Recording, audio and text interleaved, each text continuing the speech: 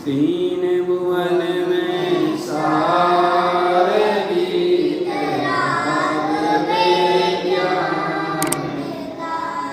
शिव सर्वोप शिवकाय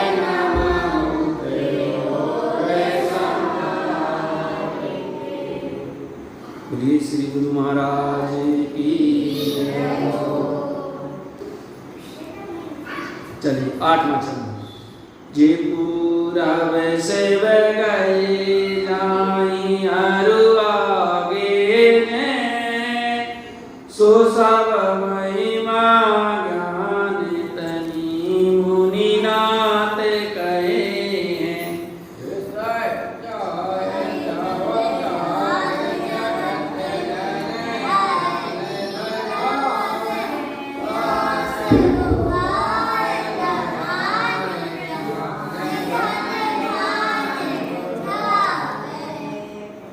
देखो कितना अच्छा छंद है। क्या कह रहे हैं?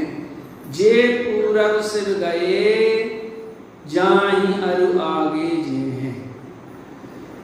जो भी जीव पूर्व में या जिन्होंने भी मोक्ष को प्राप्त किए हैं और अभी कर रहे हैं, अभी देखिए आदि से मोक्ष कर रहे हैं और आगे करेंगे, सो यह सब महिमा किसकी है?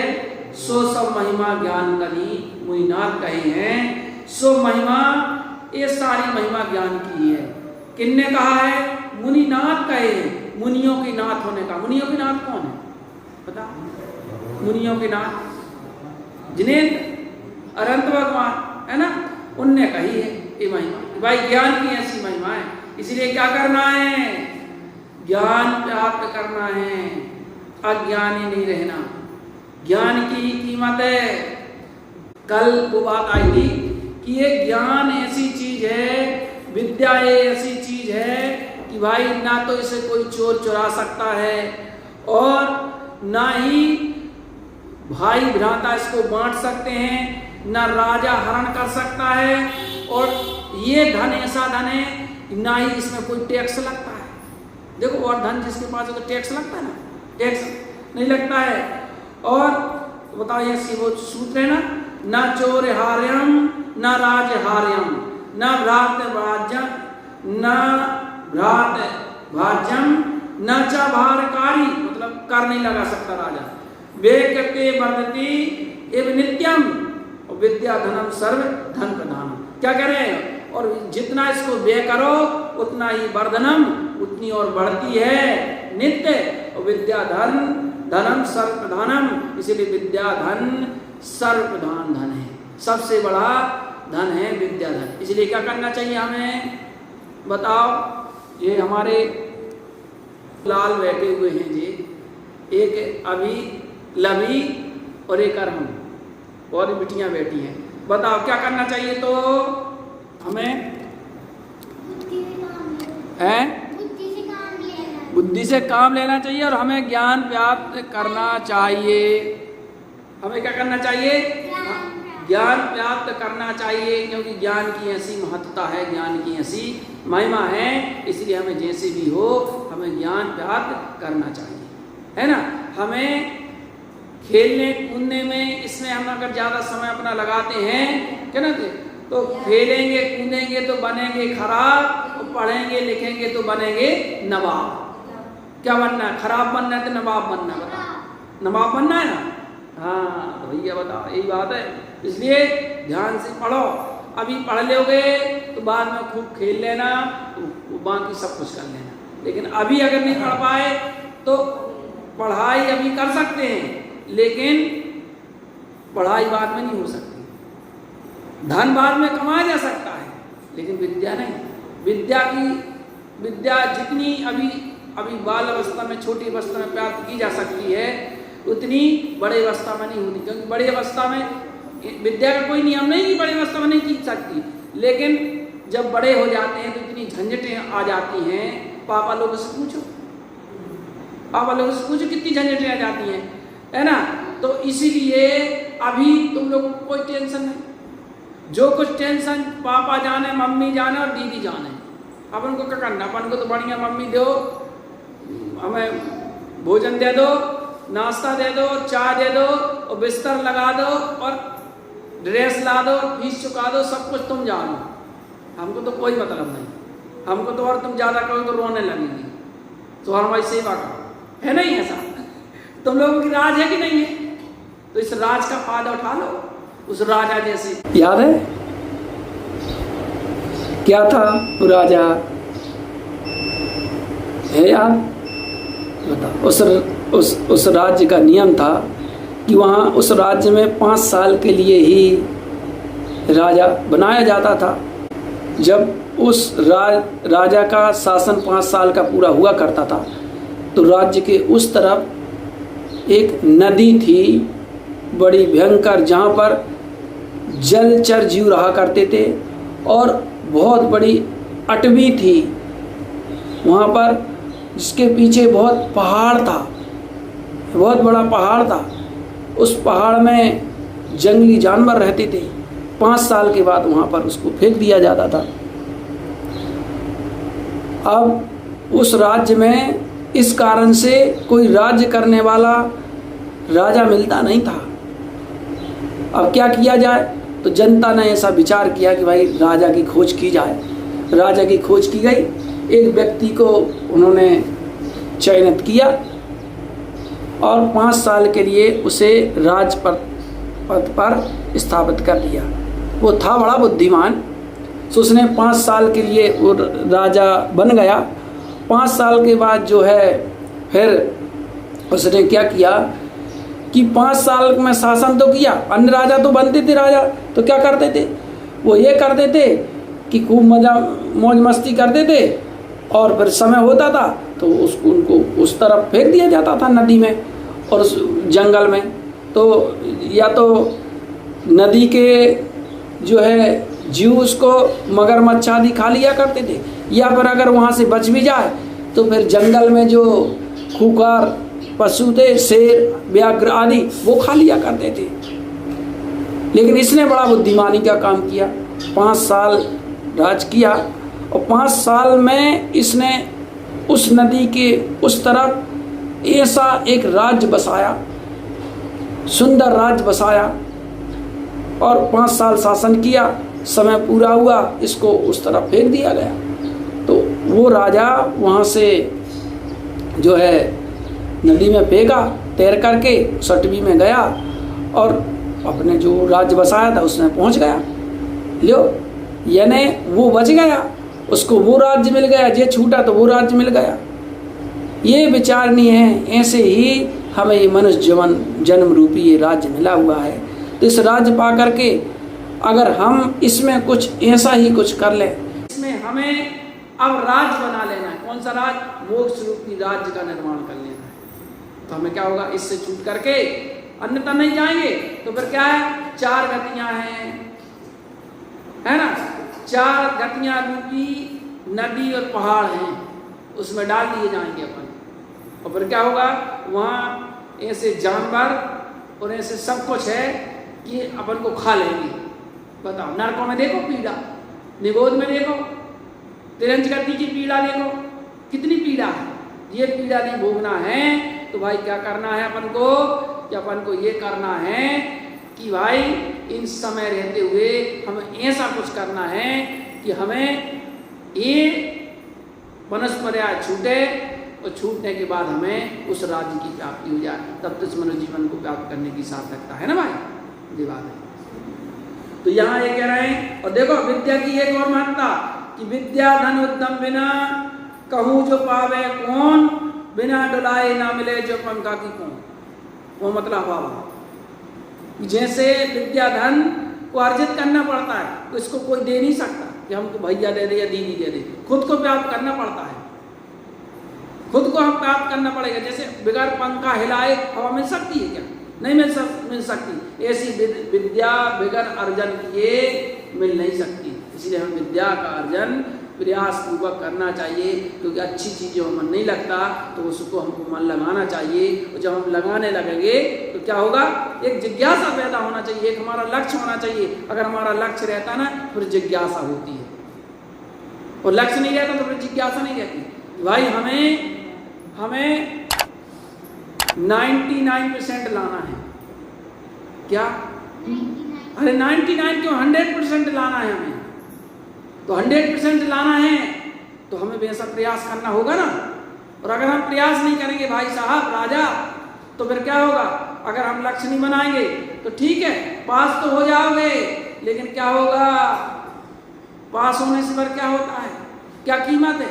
आज देख लो, अपन जैन हैं, वैसे ही जो उच्च जाति के लोग हैं वैसी महत्व नहीं दे रही सरकार, दे रही बताओ। क्योंकि क्या लगा, वो आरक्षण कहती ना, आरक्षण दे दी, आरक्षण पर आरक्षण, आरक्षण पर आरक्षण दिए जा रहे हैं अपन लोगों को। क्या तो क्या करना है भाई? ऐसा कुछ करना है कि आरक्षण लगाती रहेगा करे सरकार, ऐसी योग्यता हासिल करो कि आरक्षण आरक्षण में सब एक तरफ धरा रहा है। पहली बात तो ये है। और दूसरी बात, हमें नौकरी नहीं करना, हमें तो वो योग्यता हासिल करना है कि हम नौकर नहीं, हम सेठ बनेंगे। क्या? नौकर नहीं, हम सेठ बनेंगे। हम नौकर नहीं, हम कंपनी के मालिक बनेंगे। कंपनी में नौकरी नहीं, हम कंपनी बनाएंगे। ये लक्ष्य रखो कि हम कोई कंपनी बनाएंगे सीधा। बोलो क्या कर, नौकर बनना है कि मालिक? मालिक बनना है। जी बात है। तो अपन को मालिक बनना है भाई साहब। इसलिए कैसे बनेंगे मालिक? जब अपन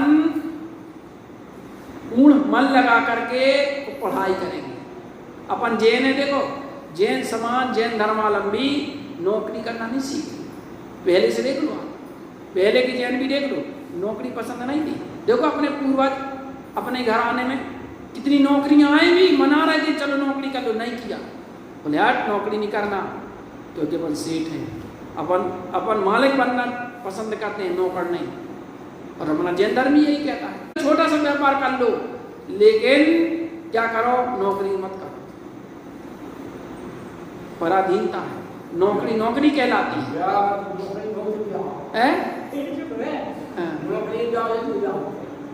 हाँ, वही तो आदमी नौकरी को दौड़ता है? नौकरी कराता है, नौकर है तो शादी कर देंगे, बताओ। वो मालिक है तो नहीं करेंगे, मालिक के लिए दूर दूर भागते हो, नौकर के लिए कर देते, बताओ जी। है जी, जो उल्टा है ना। चलो तो क्या कह रहे हैं कि जे पूरब से गए जाए अरु आगे जे है, सो सब महिमा ज्ञान तनी मुनिनाथ कहे है।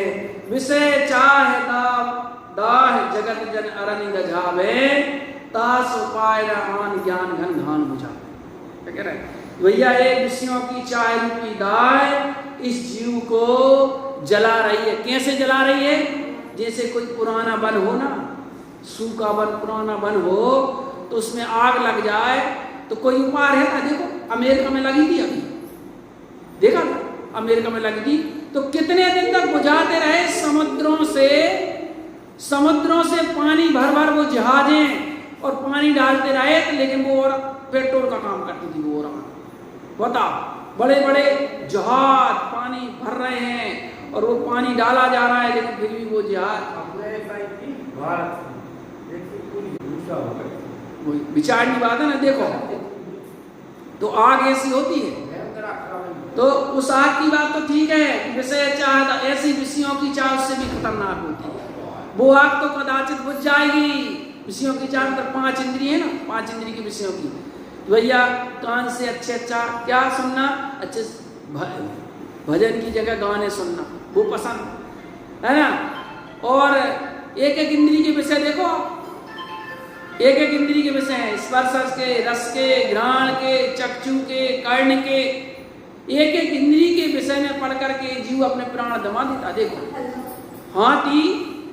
हाथी स्पर्श इंद्रिय के वश में होकर के पकड़ने वाले क्या करते हैं, एक नकली हाथी बनाते हैं और उसके पीछे एक गड्ढा बनाते हैं और उस गड्ढे में संडोरियां बिछा देते हैं। संडोरियां समझते हैं? संडोरियां तो पतली पतली जो नहीं आती थी पहले, और ऊपर से थोड़ी थोड़ी मिट्टी डाल देते हैं, और वो हाथी आता है और जैसे जाता तो पैर रखता तो घुस जाता है, उसमें पकड़ जाता है।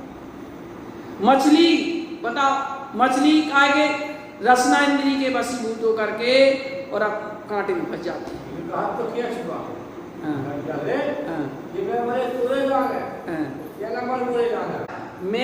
मैं मरे तोरे लाने, तेना मर मोरे लाने, और ते अगर मरे मोरे लाने तो ऊपर खड़ो तोरे लाने। सही बात है, ऐसी बात है। देखो तो रसना इंद्री की लोलुपता ऐसी होती है। भौरा पतंगा, पतंगा चक्षु इंद्री के वशीभूत होकर के दीपक में अपने प्राण दे देता है। देखो आते हैं पतंगा लाइट में कैसे उड़ करके आते हैं। कर्ण इंद्री के वशीभूत होकर के सर्प अपने आप को फंस जाता है बांसुरी के उसमें। तो एक एक इंद्री के कारण जीव अपने प्राण गंवा देते हैं, और जो पांचों इंद्री में लगा हुआ है जीव का क्या होगा। वो राजा रोज उसमें सोता था गद्दों में, बहुत फूलों की सेज की गद्दों में सोया करता था, एक राजा था। तो और एक नौकर उस गद्दे को, उस सेज को सजाया करता था, पलंग को उसके सजाया करता था रोज, बहुत सुगंधित अच्छे अच्छे फूलों से बढ़िया सजाया करता था सेज। तो एक दिन उसको सज गई उसकी सेज, तो राजा उसने सोचा नौकर ने कि आज तो थोड़ा टाइम है, जल्दी सज गई, चलो आज थोड़ा मैं लेट के देखता हूँ कैसा लगता है। राजा तो रोज लेटता है, तो वो उसने थोड़ा लेटा, अच्छी कोमल कोमल थी, खुशबूदार थी, जैसे लेटा उसकी लग गई नींद। अब राजा आया, उसने देखा अरे ये सजाता पहले ये सोता, इसके बाद मुझे सोना पड़ता है।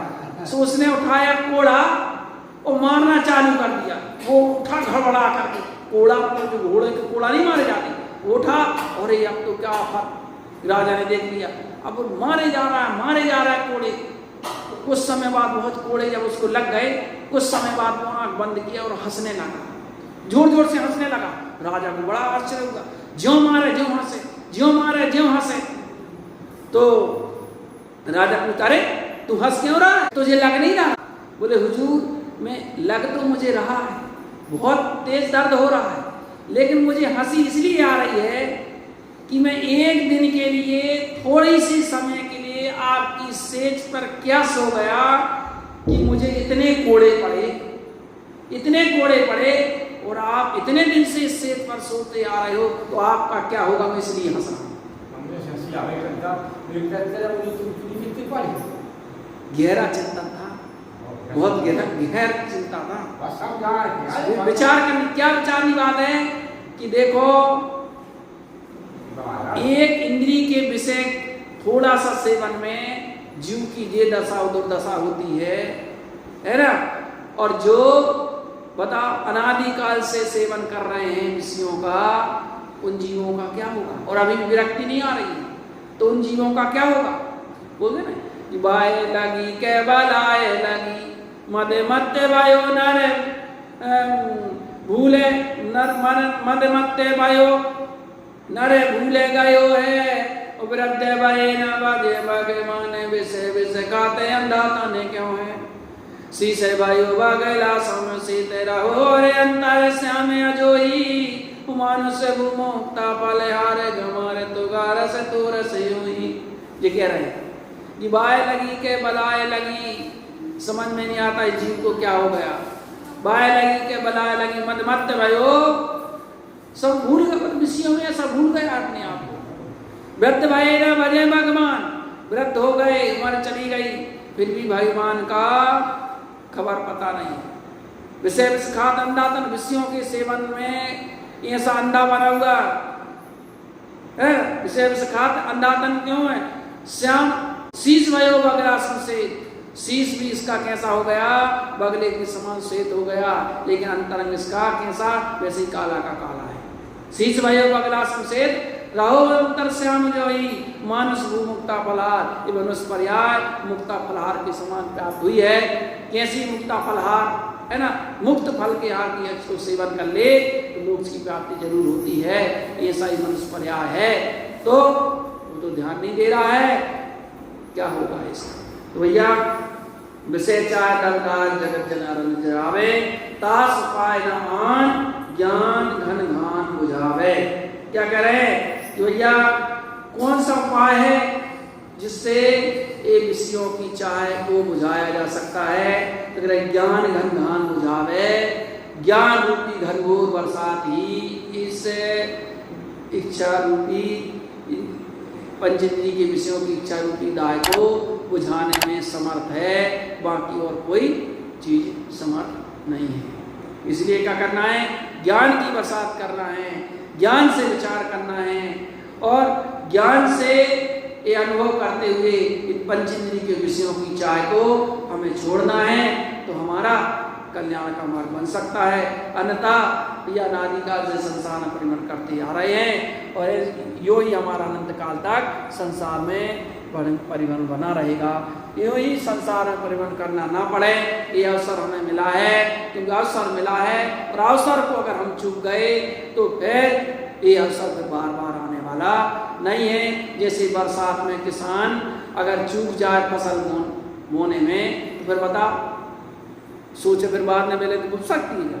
नहीं हो सकती। ऐसी आषाढ़ का चूका किसान है ना, आषाढ़ का चूका किसान अगर चूक जाए तो उसके हाथ में कुछ नहीं आने वाला है। ऐसे ही एक मनुष्य जन्म रूपी खेती जो हमें मिली है, इस मनुष्य जन्म रूपी खेती में अगर हमने कुछ फसल अपने लिए वेदी धर्म की फसल बो दी तो वो फिर हम कुछ गा लेंगे, कुछ हाथ में लग जाएगा। और अगर हमने नहीं बोई तो फिर क्या मिलेगा? बोलो, जब बोओगे जो बोओगे तो वो मिलेगा ना। वो एक कोड़ बबूल के तो आम कहाँ से हो? अगर बबूल के पेड़ लगाओगे तो सोचो और हमें आम के मिल जाए, आम मिल जाए खाने मिलेंगे? नहीं मिलेंगे। भाई हम संसार में 24 घंटे में 365 दिन में हम पाप कार्य करते रहेंगे तो पाप का फल तो हमें मिलेगा ना। बताओ, किसी पुण्य और धर्म करोगे उससे कुछ हित होने वाला है। इसलिए जितना हो सके अपने जीवन में पुरुषार्थ पूर्वक, रुचि पूर्वक और हमें अपने जीवन में धर्म करना है तो हमारा हित है। क्योंकि हम तो पासा खा रहे, अभी पूर्व का खा रहे हैं, अब वर्तमान में क्या कर रहे हैं ये विचार नहीं है ना। पूर्व में जो हमने किया था अभी वर्तमान में खा रहे हैं, जो वासा नहीं कह रहा है। अब भविष्य वर्तमान में ये निश्चित रूप से चिंतन करना चाहिए कि हम वर्तमान में क्या कर पा रहे हैं भविष्य के लिए, कितना कर पा रहे हैं भविष्य के लिए। इसलिए चिंतन पूर्वक विचार करें तो निश्चित रूप से हमारा हित है। मंगल भानु प्रसाद बोलिए। श्री गुरु महाराज की जय।